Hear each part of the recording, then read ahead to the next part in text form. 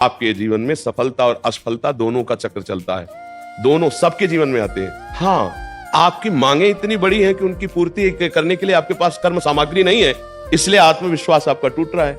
अब आप हीरा का हार पहनना चाहो, जेब में 100 रुपया है और आप फिर भगवान को कोसो और अपने को कोसो, तो अगर 100 रुपया है तो आप 100 रुपए की ही कामना कीजिए, 100 रुपए की वस्तु की तो आपको परेशानी नहीं होगी। ऐसे ही आपका प्रारब्ध कर्म आया है, अब आप उसके अनुसार चलेंगे तो ठीक है, और उससे ज्यादा मांग करेंगे तो उसकी पूर्ति होगी नहीं, तो आप चाहे भगवान को कोसो चाहे अपने को कोसो, उससे कोई लाभ होने वाला है नहीं। इसीलिए विवेक की जरूरत है, ज्ञान की जरूरत है। क्या आप असफलता समझते हैं? आपको बोलना सिखाया, आपके कान है, कितनी सामग्री आपको भगवान ने दी, सफलता ही सफलता है, और आप हमको कोई ऐसे तो दिखाई नहीं दे रहे कि आप फटे पुराने कपड़े पहनो, किसका प्रश्न है? हाँ, तो आप भगवान को या अपने को क्यों निराश शब्दों में ला रहे हैं? आप आगे से आगे कामनाएं, आवश्यकताएं सबकी भगवान पूर्ण कर रहे हैं कर्म के अनुसार। आपको जो अत्यंत आवश्यक है वो भगवान पूर्ण कर रहे हैं। वायु फ्री, अभी बीमार हो जाओ, ऑक्सीजन लगवा, पैसा लगेगा, फ्री ऑक्सीजन भगवान दे रहे हैं। जल दे रहे हैं, पृथ्वी दे रहे हैं, आकाश दे रहे हैं, बुद्धि कहां, देखो आंख कितनी सुंदर हम सब देख सकते। किसी किसी की आंख नहीं, थोड़ी देर सोचो उसका कैसा जीवन होगा। कोई बोल नहीं पा रहा, कोई सुन नहीं पा रहा, कोई तीनों से रहित है, ना बोल पा रहा है ना सुन पा रहा है, अब उसका जीवन कैसा है? आप कभी भगवान को धन्यवाद दीजिए कि आपको कितना सुंदर जीवन दिया है, और आप खा पी रहे हैं। आपने कभी वो गरीबी देखी है जिसके लिए आप कोसने के शब्द में बोले? वो गरीबी देखी है? आप तो बहुत ऐसा लग रहे हैं कि अच्छे घर से हैं, तो आप ऐसा क्यों बोले? नहीं, आप ऐसा बोले क्यों? आपने अपनी वासना को इतना क्यों बढ़ा दिया? आप ऐसी इच्छाएं क्यों कर रहे हैं कि जो आपके पास पावर नहीं उससे ज्यादा आप कर रहे हैं? आप नाम जप कीजिए, आप तपस्या बढ़ाइए, आप सत्कर्म बढ़ाइए, उसके अनुसार आपको लाभ मिलेगा। यहाँ संसार में कुछ फ्री नहीं है। अगर कोई राष्ट्रपति बनी बैठी तो तपस्या की है, कोई यहाँ फ्री नहीं है। अगर कोई अरबों रुपया में खेल रहा है तो उसने दान किया है, पुण्य किया है, तपस्या की तो है। अब पाप कर रहा है तो उसका परिणाम आएगा, सब नष्ट होगा। लेकिन पूर्व में उसने किया है, उसका फल उसको मिल रहा है। यहाँ एक पैसा भी फ्री नहीं है, हमारे कर्म के अनुसार ही हमें मिलता है, हमारे कर्म के अनुसार ही जाता है। अब वर्तमान में तुम्हारी खेती क्या है? ये तो तुम्हारी पूर्व की खेती है। अब वर्तमान में आप क्या कर रहे हैं? महाराज जी, वर्तमान में सब चीजों की वजह से मतलब कोई भी काम शुरू करो उसमें मुझे उत्सुकता नहीं है। नहीं, यही गलती कर रहे हो। पूर्व की खेती तो बिगड़ी हुई थी हमारी, अब पूर्व को लेकर वर्तमान की बिगाड़ दे तो मूर्खता ही है ना। वर्तमान की खेती चकाचक करो, उत्साह संपन्न, मदीर्घ सूत्रम, क्रिया विधिज्ञम, व्यसने सुशक्तम, सूरम कृतज्ञम, दृढ़ सौहृदं च, लक्ष्मी स्वयं याति निवास है। तो ऐसे थोड़ी, उत्साह से संपन्न रहो, हर सफलता को प्राप्त करने के अंदर असफलता को रौंदते जाओ। एक बार असफल होंगे, 2 बार असफल होंगे, 3 बार असफल होंगे, चौथी बार मुझे ज्ञान हो जाएगा मैं क्यों असफल हो रहा हूं, और उसमें निकल जाएंगे। ऐसा नहीं कि किसी के भाग्य में इतना ही लिखा है कि हर बार असफल होता ही चला जाए, ऐसा कभी हम नहीं मान सकते।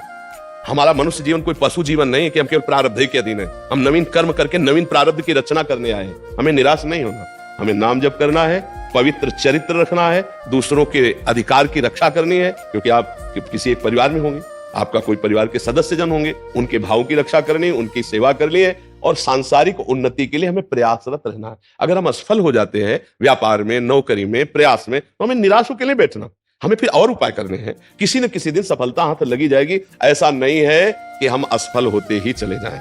हम आपको एक शास्त्रीय दृष्टांत देते हैं। विद्यारण्य नाम के बहुत बड़े सन्यासी हुए हैं। वो गरीब ब्राह्मण के घर पैदा हुए थे, तो माता पिता के पोषण के लिए उनके पास व्यवस्था नहीं थी।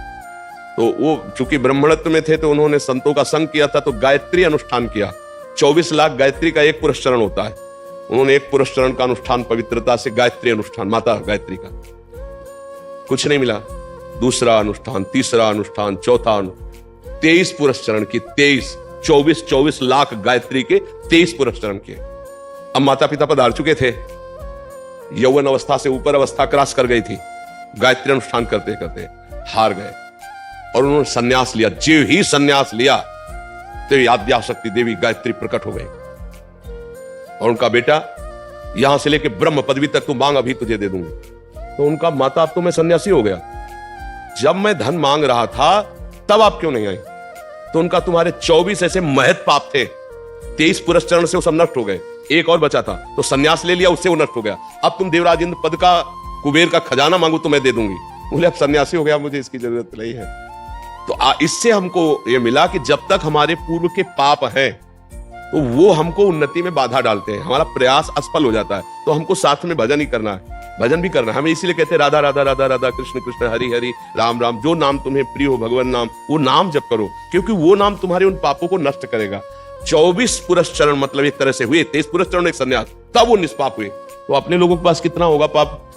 चार माला जपे काम नहीं बना तो अश्रद्धा हो गई, सोच ऐसा नहीं होता। वो चार माला फ्री नहीं जाएगा, वो 23 पुरस्चरण फ्री नहीं गए। 24वां संन्यास लेते ही माता जी साक्षात प्रकट हो गए, आप जो मांगो। तो उनका बहुत बड़े महापुरुष हुए हैं विद्यारण्य सन्यासी जी, उनके बड़े बड़े ग्रंथ हैं, बहुत उच्च कोटि के महापुरुष हुए। तो हमारी ये प्रार्थना है, असफलता में हमको निराश नहीं होना, हमें रौंदना है इस असफलता को। हम मनुष्य देह प्राप्त करके भगवद अंश है, हम कोई पशु नहीं है कि हम असफलता में बस झुक गए, उत्साहीन हो गए, भगवान से श्रद्धा हो गई, जीने से अश्रद्धा हो गई और क्रियाओं से अश्रद्धा हो गए। ऐसा नहीं, हर बार हम लड़ेंगे, एक बार विजयी होंगे। जीवन में एक बार तो हम विजयी होंगे, हम परास्त करेंगे। दो साधन चलना चाहिए, एक आंतरिक नाम जप और एक बाह्य प्रयास, तो हम सफल हो जाएंगे, बिल्कुल सफल। अर्जुन जी से यही भगवान कह रहे हैं, मैं तुम्हारे साथ हूं, मामनिस्मर युद्ध च, मेरा स्मरण और युद्ध कर। युद्ध माने कर्तव्य कर्म, अपने कर्तव्य में लगे रहो और मेरा स्मरण करो। स्मरण क्या करेगा? पाप को नष्ट करेगा। कर्तव्य क्या करेगा? आगे की उन्नति का रास्ता खोल देगा।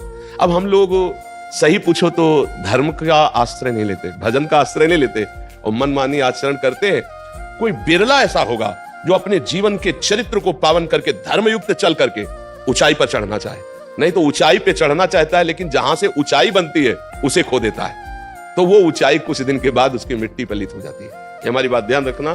धर्म के बिना आज तक कोई ऊंचाई पर नहीं चढ़ पाया है। ऊंचाई पर चढ़ने के लिए चरित्र पावन और आपका विचार और उत्साह पावन। अगर चरित्रहीन जीवन रहा तो कुछ भी रुपया इकट्ठा कर लो, तुम्हें शांति नहीं मिलेगी। कुछ भी कर लो, शांति नहीं मिलने वाली।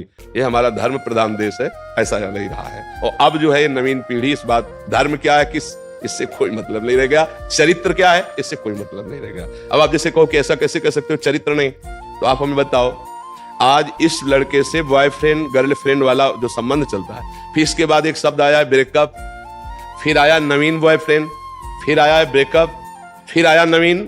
अब जो हंसी में उनसे बात पूछो तो बोले 9 गर्लफ्रेंड, 10वीं वो 10। इसको आप क्या कहेंगे? ये क्या हो रहा है हमारे समाज में? इसको क्या कहा जा रहा है?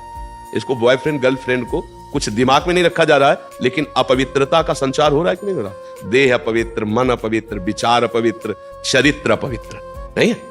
हम मानते हैं दोस्ती करो, मानते हैं, लेकिन एक को स्वीकार करो और माता पिता की सहमति से पाणी ग्रहण करके फिर गृहस्थी धर्म का, तो वो पवित्र जीवन हो जाएगा। हम इस पक्ष में नहीं जाते, हम इस पक्ष में, आज का जैसा समय है, अगर आपको दोस्ती भी करनी है तो एक से करो, खूब पहले परिचय बना लो, फिर एक से करो और फिर दोनों माता पिता की शरण में हो कि हम लोगों ने दोस्ती की, यदि आपका अनुमति हो, आपका आदेश हो, और आजीवन फिर ब्याह करके घर गृहस्थी। ये कौन सा चरित्र है? हम दोस्ती के लिए नहीं रोकते, करो दोस्ती। शास्त्रों में ऐसा वर्णन आया है, पिता ने छूट दे दी। आप वर्ण स्वयंवर क्या है? स्वयंवरो, स्वयंवर का वर्णन करो, वर्णन कर लिया। माता पिता को भी चाहिए कि ज्यादा उसमें न पड़े, अपने बच्चों के सुख में सुखी रहना सीखें, बच्चों को जिसमें सुख मिले। पर आज के बच्चे इन बातों को बहुत हल्के में ले रहे हैं, समझ नहीं रहे। तो उससे क्या हो रहा है? बच्चों की प्रवृत्तियां बिगड़ गई। अब वही बच्चे जब वर बनेंगे ना, तो वो ब्रेकअप वाला अभ्यास वहां भी आ जाएगा। तो ना वो पति पत्नी से आजीवन भाव रख पाएगा, ना वो पत्नी पति से आजीवन भाव रख पाएगा, और दोनों के जीवन व्यर्थ हो जाएंगे। इसलिए हमें लगता है कि अगर चरित्र पावन रखा जाए और हम धर्म पूर्वक चले, नाम जप करते हुए, और अपने कर्तव्य का पालन करें, तो उत्साहहीनता कभी नहीं आएगी। असफलता में भी उत्साहहीनता नहीं आएगी। हम सफलता को एक दिन चूमेंगे, एक दिन उसको प्राप्त करेंगे। हमारी बात को अच्छे से समझ लीजिएगा। प्रश्न तो आपका है, लेकिन लगभग प्रश्न ये सभी का है।